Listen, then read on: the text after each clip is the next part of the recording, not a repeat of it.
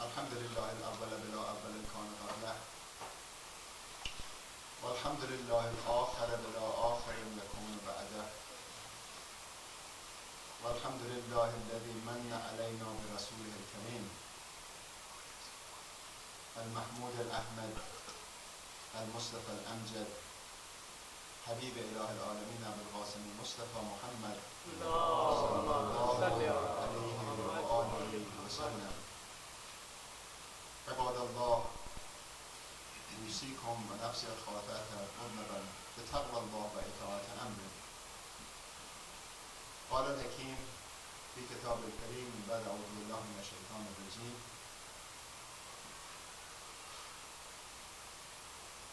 إنما يخشى الله من عباده العلماء. Alhamdulillah that Allah subhanahu wa ta'ala had blessed us as Muslims, that we become more educated every day. As Imam Ali alayhi salam said it, Wailun liman sawa yawma. Woe to us if our 2 days are equal with each other. Today for sure we know better than yesterday, but not as good as tomorrow, and for sure, inshallah ta'ala, this week we have a better week than the last week. Islam is the only religion on earth that is promoting the idea of be educated, become knowledgeable. The knowledge is a must. طلب العلم فريضة لكل مؤمن مسلم ومسلمة. Seeking knowledge is a must for all Muslims and the ladies. Let us not take the issues of Islam into the culture. We have spoken about Asabiyya during the khutbah of Eid. And we know that the biggest problem that we have in our ummah is when the ism takes over the law of Allah subhanahu wa ta'ala. Our Rasul sallallahu alayhi wa sallam is telling us, seek knowledge, اطلب العلم من المهد إلى اللحد. Seek knowledge from the cradle to the grave. But we see that there is no such a thing in Christianity or any other religion, Judaism, Buddhism, none of this. They are not talking about learn about your life. Our Rasul sallallahu alaihi wasallam says, "Rahim Allah man alima min ayne el ayne bil ayne." May Allah blessing be upon the one that he knows. Where did he come from? Why is he here? Where is he going? Why are we here? Where did we come from? And where are we going? All the knowledges that we have to earn is, who am I? And Allah subhanahu wa ta'ala says, go ahead and earn and learn what is the reason that you are here. إنما يخشى الله من عباده العلماء. If you read Surah Fatir, ayah 28, ayah 35, it says for sure those that they are really are educated, they have more fear of Allah than those that they are not educated. Education.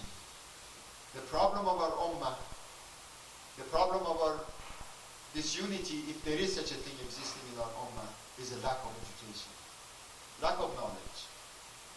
And how much it is emphasized that go ahead, don't let 2 days of your life be equal with each other. Today, no more than yesterday, but not as much as tomorrow. Knowing is the way of to becoming finally together to establish the nation of Ibrahim alayhi salam as the goal of Ibrahim alayhi salam is for all of us.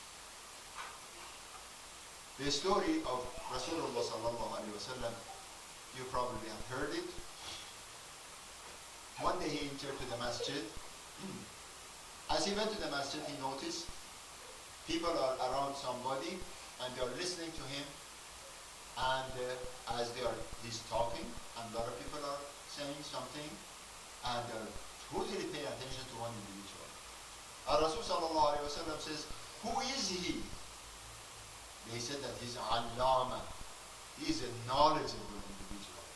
He's one of the most knowledgeable individuals that we have seen. They said, what is his knowledge? What is he saying?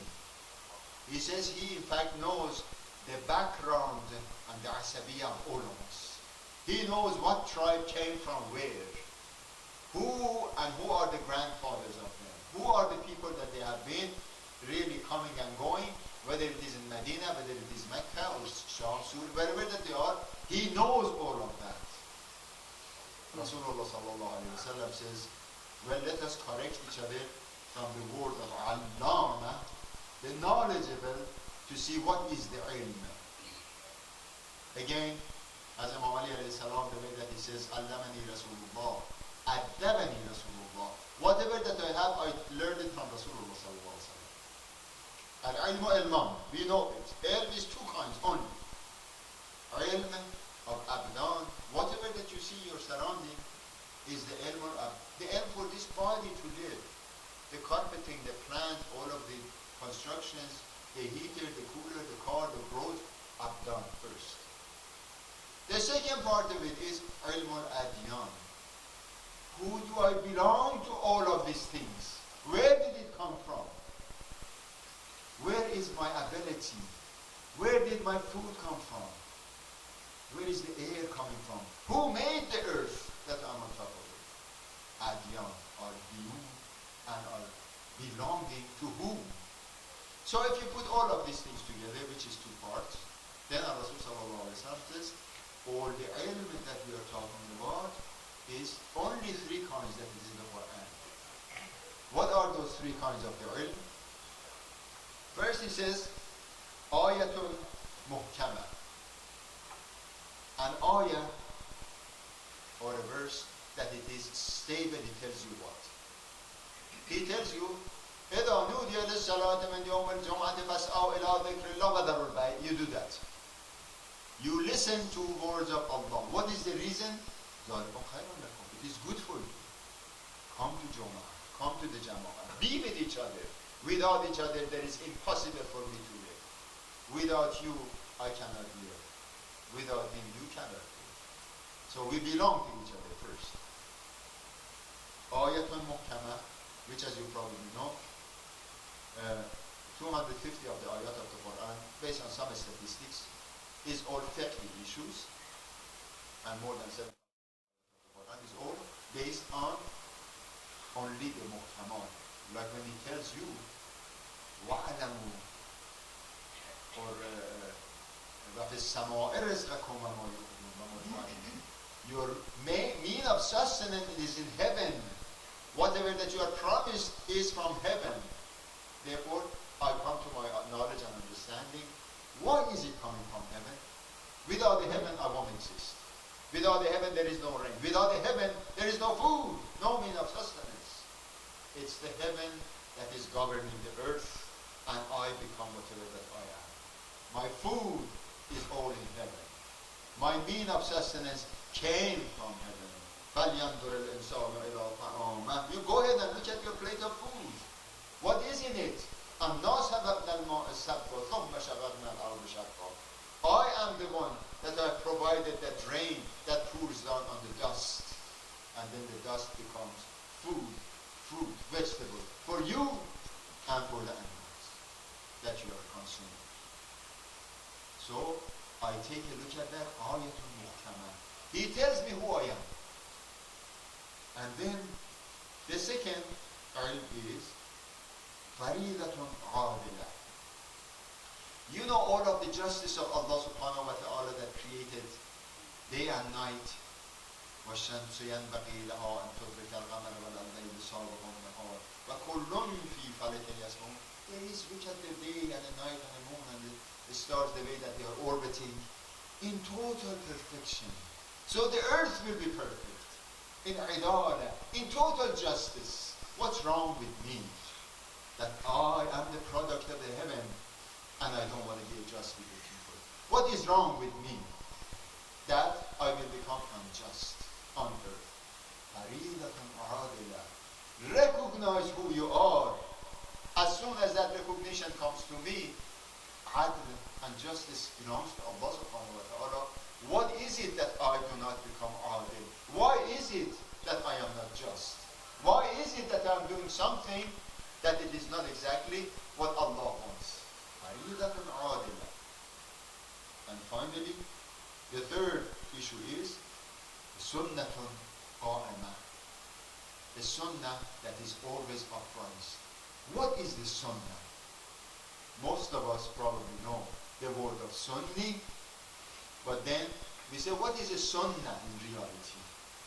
Sunnah is an act of faridatun adila. Whatever that you are supposed to do justice, follow the action of that justice. When Allah subhanahu wa ta'ala in the Holy Quran says that رَبَّنَا لَا تَجْعَلْ فِي قُلُوبِنَا غِلًّا لِلَّذِينَ آمَنُوا. Ya Rab, my Lord, don't put a dislike on my heart from the people that they are mu'min. As soon as I hear that one, I make that as a sunnah with me. I act with my brothers and sisters the action of don't do anything. As you probably know, Quran is a word. Rasulullah's action is a sunnah of Rasulullah. Quran is a word. The movement of Rasulullah in every part of the life of the Quran is exactly the sunnah of Rasulullah. And that is where we are following. Regardless, allow me to open up a parenthesis here. Since Salatul Jum'ah is in two khutbahs, one is usually explaining the problem of the Ummah, the second khutbah, the solution to the Ummah, and then the two rak'ah is actually according to the way Allah subhanahu wa ta'ala says, in the language of Allah, in that Arabic, throughout the earth.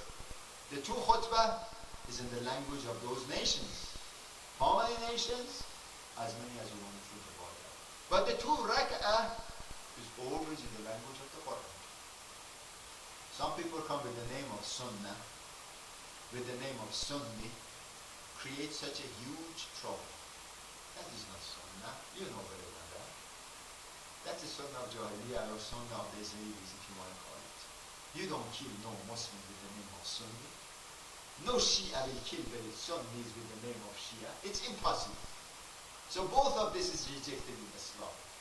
So Sunnatun Qa'imah is a Sunnah, is a tradition that what did Rasulullah sallallahu alayhi wa sallam did to the people according to the Holy Quran, then we will have to do exactly the same thing in our life. Therefore, what is the knowledge? What is the ilm? Ayatul Muhkama. Go listen to the Holy Quran completely. These ayat, these evidences is from Allah to you and I. Stick to it and follow it. Faridatun adila. When you see it, all of that came from the justice of Allah subhanahu wa ta'ala. All of that is to create justice between you and I, between all of us. And then, Sunnatul Qa'imah. Act upon all of those exactly the way that you are supposed to act. As Quran tells you, the words are there. The action of yours has to be converted into the words. As we always teach to our children, and we have written in our tent, read Quran, understand Quran, and then what? Act upon the Holy Quran. Quran is not just to be read without understanding. Quran is not just to become respected. Kiss it and put it as high as possible that your hand will not even reach it. That is not the Quran that we are supposed to have. It is our manual of daily activities. It's our constitution of how to deal with each other as the day goes on. وَلَا رَطْبٍ وَلَا يَابِسٍ إِلَّا فِي كِتَابٍ مُبِينٍ. There is nothing, no question that you can ask that it is not in the Holy Quran. It is all in there. So, what should we do? Quran becomes a law book for me. It has to be in my pocket. Anytime that I have problem with it, Ya Allah, I want to talk to you. Please answer me. I want to talk to to you about some problem that I have. And you open up the Quran. And if you don't answer me, I don't want you. Then immediately you see, the solution to whatever that you say is there. Should I become educated? Ya Allah. وَهَلْ يَسْتَوِي الَّذِينَ يَعْلَمُونَ وَالَّذِينَ لَا يَعْلَمُونَ. Those that they are knowledgeable are equal to those that they are not knowledgeable? No, they are not. Therefore, I have to become educated. What should I do with my body, my people, the one that we are dealing with? Be just to them. Ayat of the Quran are always the answer to my problem that immediately He gives it to me. And based on that point, Quran will become the word of Allah, the communication that I have with Allah through the Sunnah. That Sunnah of Qa'imah is nothing and nothing but Muhammad wa Ali Muhammad, that it is a part of our life, and you are going to make salat each and every one of you. As I mentioned it many times before, be proud of yourself. That in the masjid, as you're sitting in the line, salat line, you will see varieties of the nationalities, varieties of the madahib, ethnicities that you're sitting with. But all of you have an intention towards the Qibla of Ibrahim, towards the house of Ibrahim alayhi salam, that you are facing towards.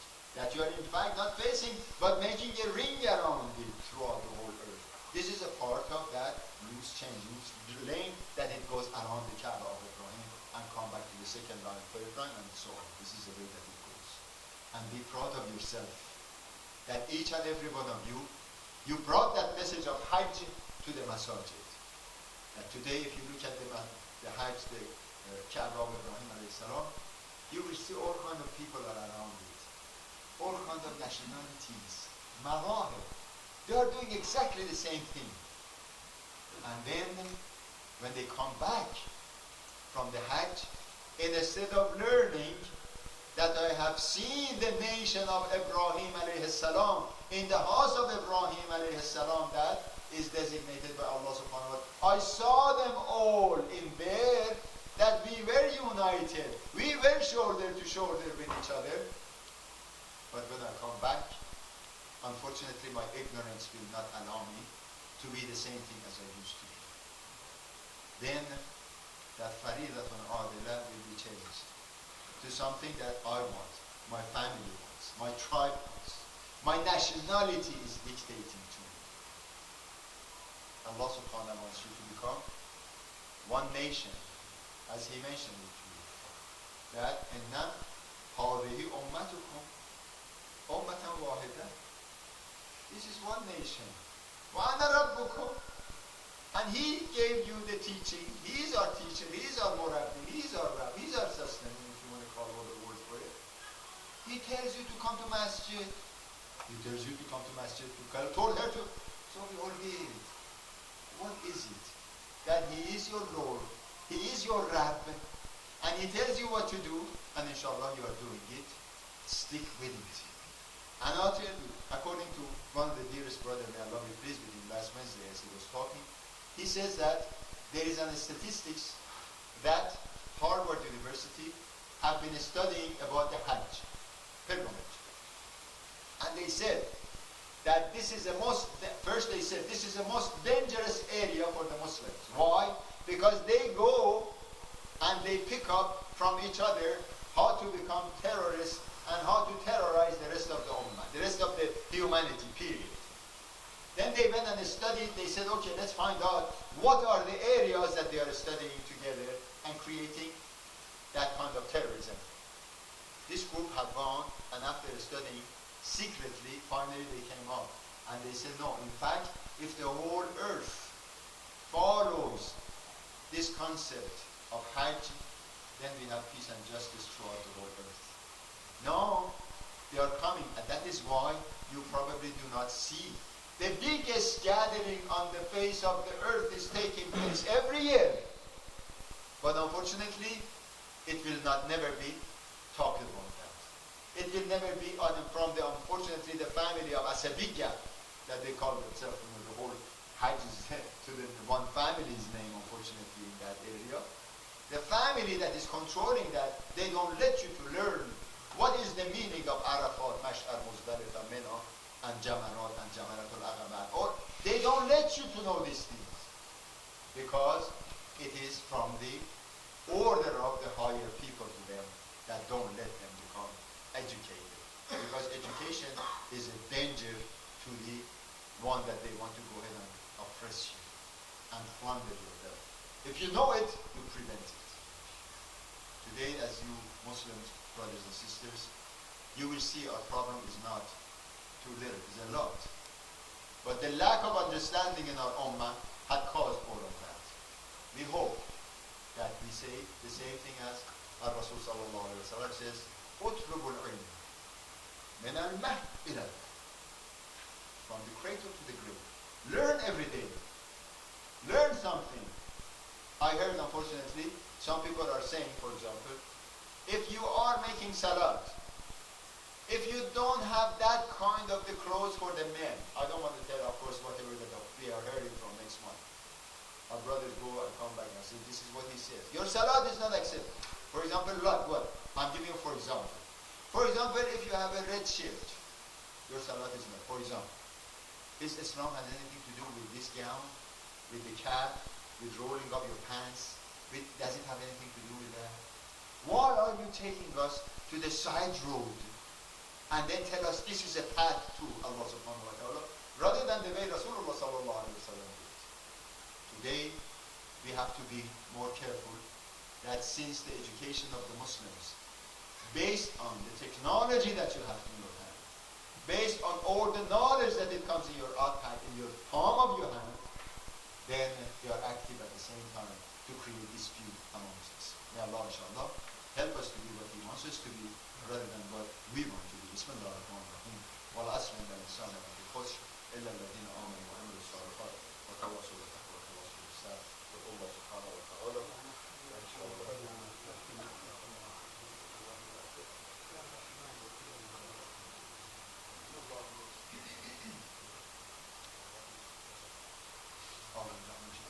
بسم الله الرحمن الرحيم. اللهم صل على محمد النبي الفاطمة على حسن الحسين وتسعة المعصومين وذرية الحسين عليهم السلام. اللهم اعز بتاج مولانا صاحب العصر والزمان. عباد الله، أوصيكم بتقوى الله وإطاعة أمره.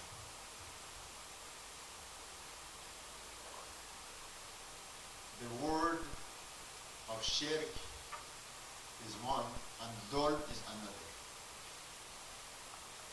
That Allah subhanahu wa ta'ala will never forgive us for these two things. One is a shirk, which means really having a partner to Allah. Allow this humble brother of yours explain it in that context.